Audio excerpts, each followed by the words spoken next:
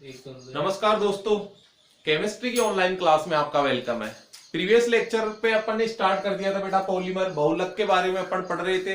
Previous lecture पे अपन ने बहुलक के जनरल इंट्रोडक्शन की बहुलक होते क्या है इसके बारे में जाना।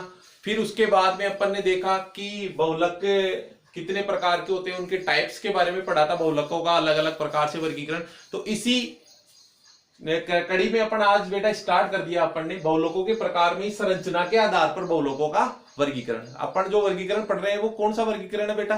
संरचना के आधार पर बहुलकों का वर्गीकरण। तो देखिए बेटा, संरचना के आधार पर बहुलक मेनली तीन टाइप के होते हैं। मेनली कितने प्रकार के होते हैं बेटा? तीन प्रकार के होते हैं। एक होता है रेखीय बहुलक, लीनियर पॉलीमर। दूसरे होते हैं साखित श्रृंखला, ब्रांच्ड पॉलीमर। क्लियर है? अगर अपन बात करें रेखीय बहुलक, साखित श्रृंखला बहुलक, और तीसरे होते हैं बेटा कौन से? तिर्यकबद्ध जाल बहुलक। क्लियर है? कौन से होते हैं? तिर्यकबद्ध जाल बहुलक। तो इस प्रकार से आपके पास संरचना के आधार पर बहुलक मेनली कितने प्रकार के हो गए? तीन प्रकार के हो गए। तीन प्रकार में कौन कौन सा हो गया? रेखीय बहुलक, फिर से बता रहा हूं, साखित श्रृंखला बहुलक, तिर्यकबद्ध जाल बहुलक। सबसे पहले स्टार्ट करेंगे रेखीय बहुलक। तो रेखीय बहुलक में क्या होता है बेटा?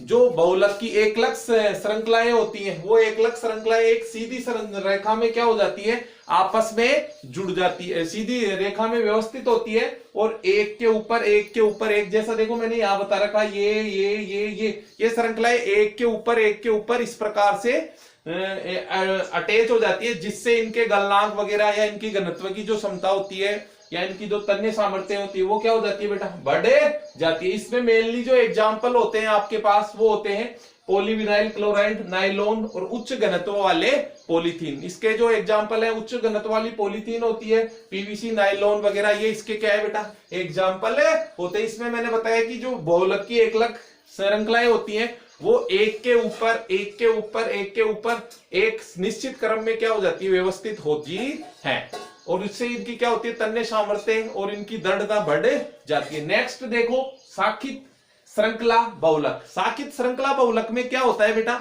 इस प्रकार के बहुलकों में एक मुख्य एकलक श्रृंखला होती है, उसे मुख्य श्रृंखला कहते हैं। एकलक की जो एक श्रृंखला होती है जो सीधी होती है उसे अपन मुख्य श्रृंखला कहते हैं। उस मुख्य श्रृंखला से कुछ साइड में या इसके मतलब बाहरी किनारों पर पार्श्व शाखाएं लटकी रहती है। क्या लटकी रहती है बेटा? पार्श्व शाखाएं लटकी रहती है, और ये दूसरी एकलक श्रृंखला से क्या हो जाती है बेटा? जुड़ जाती है।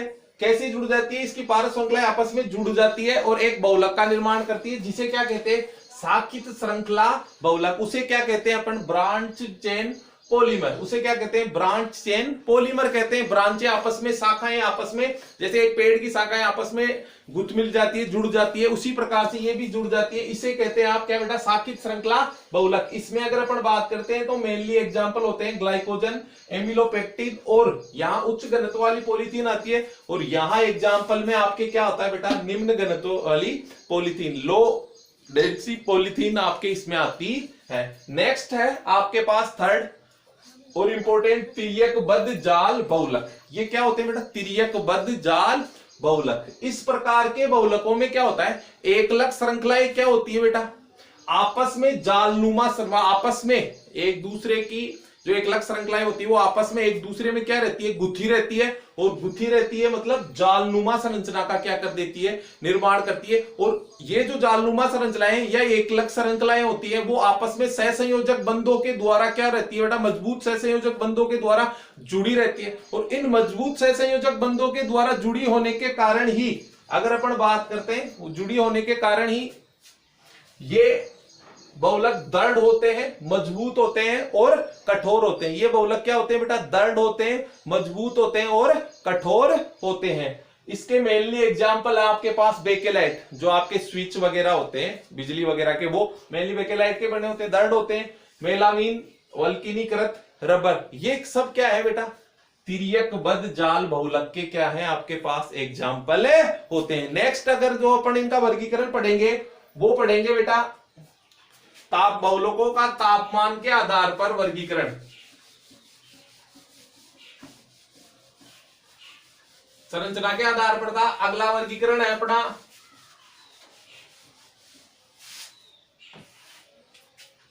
तापमान के आधार पर। तापमान के आधार पर, तापमान के आधार पर भी मेनली बहुलक कितने प्रकार के होते हैं बेटा? दो प्रकार के होते हैं। एक तो ताप दर्द बहुलक, ताप दर्द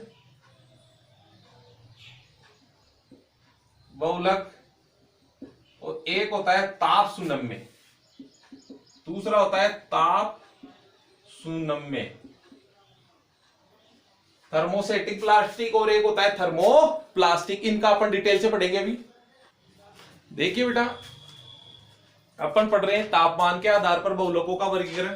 तो इसमें अपन ने बताया दो, ताप दर्द बहुलक और एक ताप सुनम्य बहुलक। ये ताप दर्द बहुलक, इसे थर्मोसेटिक प्लास्टिक भी कहते हैं, और ये थर्मोप्लास्टिक कहलाता है ताप सुनम्य को। अब देखो बेटा, ताप दर्द बहुलक होते क्या है? ये जो वर्गीकरण है ये ताप के प्रति व्यवहार, मतलब ताप देने पर बहुलक कैसे क्या हो जाते हैं, उनमें क्या बदलाव आता है, उसके आधार पर ये वर्गीकरण पढ़ते हैं अपन।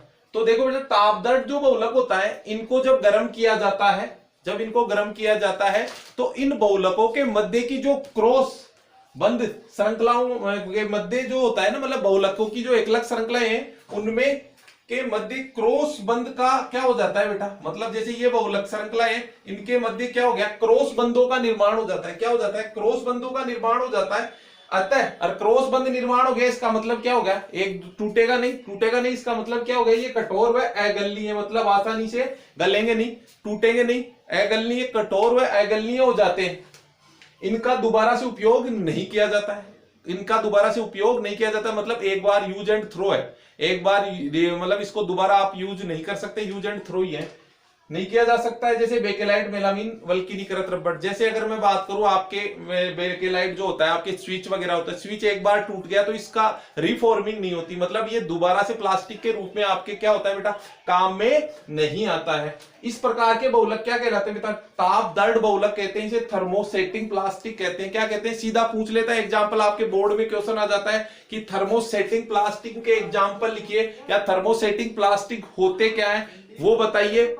अब अगर अपन बात करते हैं नेक्स्ट, ताप सुनम्य प्लास्टिक बहुलक होते हैं, ताप सुनम्य, ताप दर्द के बहुलक के बाद ताप सुनम्य बहुलक। अब ताप सुनम्य बहुलक को अपन थर्मोप्लास्टिक कहते हैं। क्या कहते हैं बेटा? उसे थर्मोप्लास्टिक कहते हैं। अब थर्मोप्लास्टिक क्या होता है? इनको गर्म करने पर ये क्या हो जाते हैं बेटा? नर्म। क्या हो जाते हैं? गर्म करने पर क्या हो जाते हैं? ये नर्म हो जाते हैं। गर्म करने पर ये क्या हो जाते हैं? नर्म हो जाते हैं। और ठंडा करने पर क्या हो जाते हैं? ये कठोर हो जाते हैं। मतलब आप इनको जब गर्म करेंगे ताप सुनम्य या थर्मोप्लास्टिक को, तो इनको गर्म करने पर ये क्या हो जाते हैं बेटा? नर्म हो जाते हैं। और जब इनको ठंडा करेंगे तो ये क्या हो जाते हैं? कठोर हो जाते हैं। और इनके मध्य का जो आकर्षण बल है वो रेसे और प्रत्यास्थ बहुलकों के बीच का होता है। अभी पढ़ेंगे अपन आगे, आणविक बलों के आधार पर भी वर्गीकरण है, उसमें आपके पास रेसा और प्रत्यास्थ बहुलक होते हैं। इन दोनों के बीच के मध्य का आकर्षण बल क्या होता है? ताप सुनम्य बहुलकों में होता है। इनमें क्रॉस बंधन अनुपस्थित होता है। तो कंफर्म हो गया कि इनमें क्रॉस बंधन अनुपस्थित होता है, तो ये ज्यादा कठोर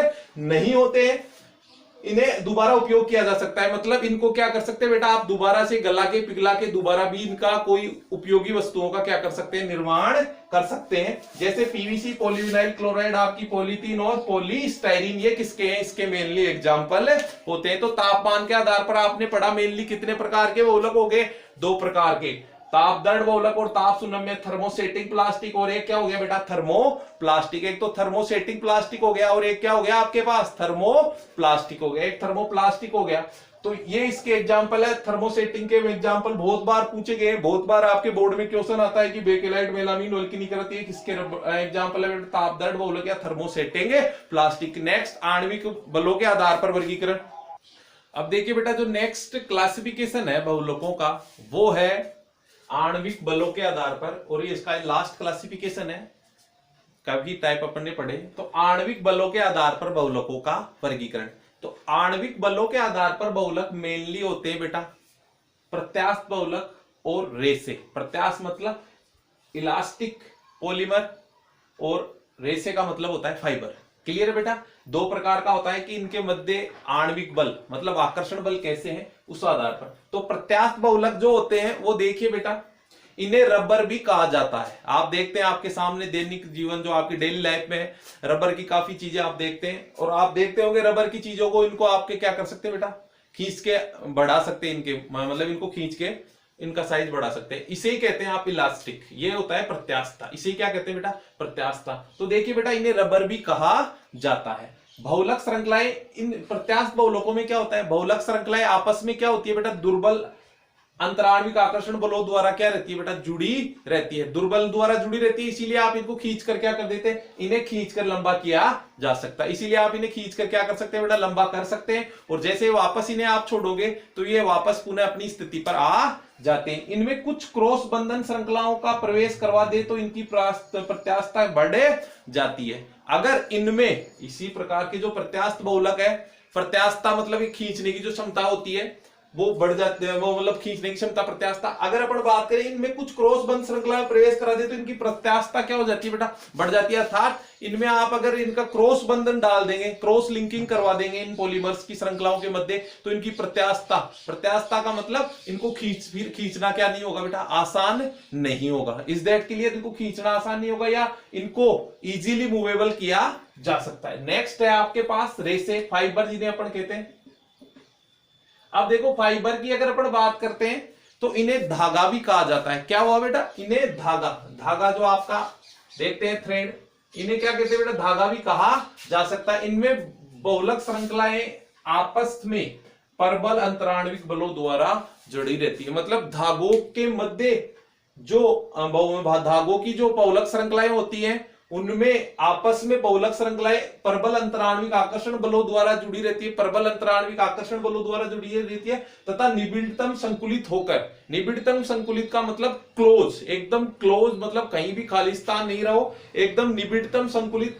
ये निबिड़ संकुलन अपन चैप्टर जो सॉलिड स्टेट है उसमें इसका अपन क्लियरली डिस्कस करेंगे। अभी यहाँ पे आप निबिड़ संकुलित का मतलब समझो कि एकदम क्लोज पैक्ड है, मतलब कोई भी वहां पे खाली स्थान रहने की चांसेस बहुत कम रहते हैं। संकुलित होकर क्रिस्टल के समान संरचना का निर्माण करती है, क्रिस्टल की भांति हो जाती है, मतलब उसके like as a lattice, crystal के लाइक ऐसी संरचनाएं हो जाती है। इनकी तन्य सामर्थ्य तथा गलनांक भी क्या होती है बेटा? उच्च होती है। इसलिए कन्फर्म है कि इनके गलनांक और इनकी तन्य सामर्थ्य मतलब इनको खींचना की जो क्षमता होती है वो इनकी क्या हो जाती है बेटा? उच्च हो जाती है। इन्हें खींचा नहीं जा सकता आसानी से। इसमें आपके पास क्या आता है बेटा? पॉलिस्टर आता है, नाइलॉन आता है, प्राकृतिक रेसे आते हैं, आपका कपास, ऊन और सिल्क, ये आपके पास मेनली इसमें आते हैं। कौन कौन से बेटा? पॉलिस्टर, नाइलॉन, प्राकृतिक रेसे, कपास, ऊन।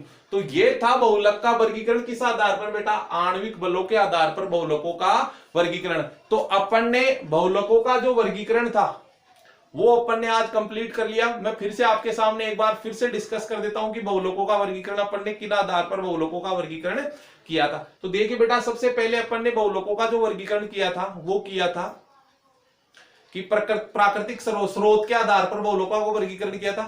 स्रोत के आधार पर बहुलक अपन ने पढ़े थे तीन प्रकार के: प्राकृतिक बहुलक, कृत्रिम बहुलक और अर्ध संश्लेषित या अर्ध संश्लेषित बहुलक। जिसमें आपने पढ़ा प्राकृतिक जो प्रकृति से, संश्लेषित मानव द्वारा निरूपित, अर्ध संश्लेषित होते हैं जो प्रकृति से मिलते हैं लेकिन उनमें कुछ प्रयोगशालाओं में परिवर्तन करके उसको संश्लेषित किया जाता है। फिर अपन ने पढ़ा दूसरा वर्गीकरण का आधार था बेटा बहुलक एकलक श्रृंखलाओं के आधार पर। तो अगर एकलक श्रृंखलाओं के आधार पर अपन ने पढ़ा समबहुलक और सबहुलक। जब एक ही प्रकार की एकलक श्रृंखला होगी, जब एक ही प्रकार की एकलक श्रृंखलाएं आपस में जुड़ती है तो उसे अपन क्या कहते हैं बेटा? समबहुलक। और जब एक से अधिक प्रकार की अलग अलग एकलक श्रृंखलाएं आपस में जुड़ती है तो वो क्या कहलाता है बेटा? सहबहुलक। फिर अपन ने पढ़ा था बहुलीकरण की प्रक्रिया के आधार पर, एक तो होता है संघनन बहुलक और एक होता है क्या बेटा? योगात्मक बहुलक। योगात्मक में क्या होता है? एक ही प्रकार की बहुलक श्रृंखलाएं या असंतृप्त, एक प्रकार की असंतृप्त एकलक श्रृंखलाएं आपस में जुड़कर संतृप्त यौगिकों का निर्माण करती है, इसे क्या कहते हैं आप? योगात्मक बहुलक कहते हैं। फिर एक पढ़ा था संघनन बहुलक। संघनन बहुलक में क्या होता है बेटा? संघनन बहुलक में एक दो अलग अलग एकलक श्रृंखलाएं जिनमें दो क्रियात्मक समूह या तीन क्रियात्मक समूह आपस में जुड़कर एक बहुलक का निर्माण करती है, जिसे अपन संघनन बहुलक कहते हैं। इस प्रक्रिया में छोटे अणु जैसे जल, HCl और आपके क्या नाम एल्कोहल वगैरह का क्या हो जाता है बेटा? निष्कासन हो जाता है। फिर इसके बाद में अपन ने आज पढ़ा था बहुलकों का वर्गीकरण, वो था तापमान के आधार पर पढ़ा अपन ने। तापमान के आधार पर अगर अपन ने देखा तो बहुलक कितने प्रकार के हो गए बेटा? मेनली बहुलक तापमान के आधार पर दो प्रकार के हो गए, एक तो थर्मोप्लास्टिक हो गया और एक थर्मोसेटिंग प्लास्टिक हो गया। मतलब एक तापदर्द बहुलक और एक ताप शून्य। तापदर्द कौन से होते हैं? तापदर्द होते हैं जो ताप बढ़ाने पर क्या हो जाते हैं, कठोर हो जाते हैं, इनके मध्य क्या हो जाते हैं, अगर अपन बात करते हैं क्रॉस बंधन हो जाता है बहुत ज्यादा, और जिससे क्या हो जाते हैं, कठोर हो जाते हैं, दोबारा यूज नहीं कर सकते। दूसरे वाले जो होते हैं उसे अपन आसानी से क्या कर सकते हैं बेटा, यूज कर सकते हैं। वो अपन ने पढ़ा तापमान के आधार पर वर्गीकरण। अब अपन ने आणविक बलों के आधार पर पढ़ा, क्लियर बेटा। तो आणविक बलों के आधार पर बहुलक कितने प्रकार के होते हैं बेटा, 2 प्रकार के होते हैं आणविक बलों के आधार पर, और वो है आणविक बलों के आधार पर 2 प्रकार के बहुलक होते हैं। वो कौन कौन से होते हैं बेटा, प्रत्यास्थ बहुलक और वैसे जो भी अपन ने डिस्कस किया। इसके आधार पर अपन ने बोला संरचना के आधार पर बहुलक कितने प्रकार के, एकलक श्रृंखलाओं की संरचना के मतलब बहुलकों की संरचना के आधार पर बहुलक कितने प्रकार के होते हैं, 3 प्रकार के होते हैं। उसमें एक था कौन सा बेटा, श्रृंखला बहुलक, एक क्या था आपके पास, साकित श्रृंखला बहुलक या साकित श्रृंखला बहुलक, और तीसरा कौन सा, तिर्यकबद्ध जाल बहुलक। श्रृंखला जो बहुलक था या रेखीय बहुलक था, एक श्रृंखला साकित श्रृंखला बहुलक था, और एक था क्या बेटा आपके पास, तिर्यकबद्ध जाल बहुलक। तो रेखीय जो बहुलक होता है वो क्या होता है बेटा, रेखीय बहुलक का मतलब होता है कि एकलक श्रृंखलाएं आपस में एक सीधी रेखा में आपस में जुड़ी रहती है, एक के ऊपर एक, ऐसे सिस्टमेटिक तरीके से जैसे दीवार में ईंट वगैरह एक के ऊपर एक अटैच रहती है, वैसे ही वो जची रहती है, इसलिए उनकी तनन सामर्थ्य और गलनांक क्या होते हैं, कुछ। फिर अपन ने पढ़ा था कि तिर्यकबद्ध जाल बहुलक, तिर्यकबद्ध जाल बहुलक में क्या होता है तिर्यकबद्ध जाल बहुलक जो होता है उसमें क्या होता है, आपस में जालनुमा संरचना में गुठे रहते हैं आणविक बल, उसके मध्य से जो बल होते हैं वो कठोर हो जाते हैं, जैसे अपन ने पढ़ा मेलामीन, बेकेलाइट वगैरह। और इसके बाद में एक था साकित श्रृंखला बहुलक। साकित श्रृंखला बहुलक में क्या होता है बेटा, एक मुख्य मेन श्रृंखला होती है बहुलक की, और मेन श्रृंखला से पार्श्व शाखाएं जुड़ी रहती है वो दूसरी श्रृंखला से, और वो क्या करती है, बहुलकों का निर्माण करती है। ऐसे क्या कहलाते हैं बेटा, साकित श्रृंखला बहुलक। तो बेटा ये थे अपने, अब तक अपन ने डिस्कस कर लिया बहुलकों का क्लासिफिकेशन और बहुलकों का जो इंट्रोडक्शन था, जनरल इंट्रोडक्शन की बहुलक क्या होते हैं, वो अपन ने क्या कर लिया बेटा, डिस्कस कर लिया। अब नेक्स्ट क्लास पे अपन बहुलीकरण की प्रक्रिया के बारे में और इनके बारे में क्या करेंगे बेटा, डिस्कस करेंगे। जिन बच्चों ने चैनल को सब्सक्राइब नहीं किया है वो इसे सब्सक्राइब करेंगे, और जितने भी अपने 12th एस्पिरेंट बच्चे हैं जो पॉलीमर से रिलेटेड मतलब केमिस्ट्री से रिलेटेड बच्चे हैं, उनके पास इसको ज्यादा से ज्यादा क्या करेंगे बेटा, शेयर करेंगे। और अगर फिर भी आपके कोई कमेंट्स है, कोई डाउट है, तो आप इसको कमेंट्स बॉक्स में डालकर कमेंट करेंगे। थैंक यू बेटा।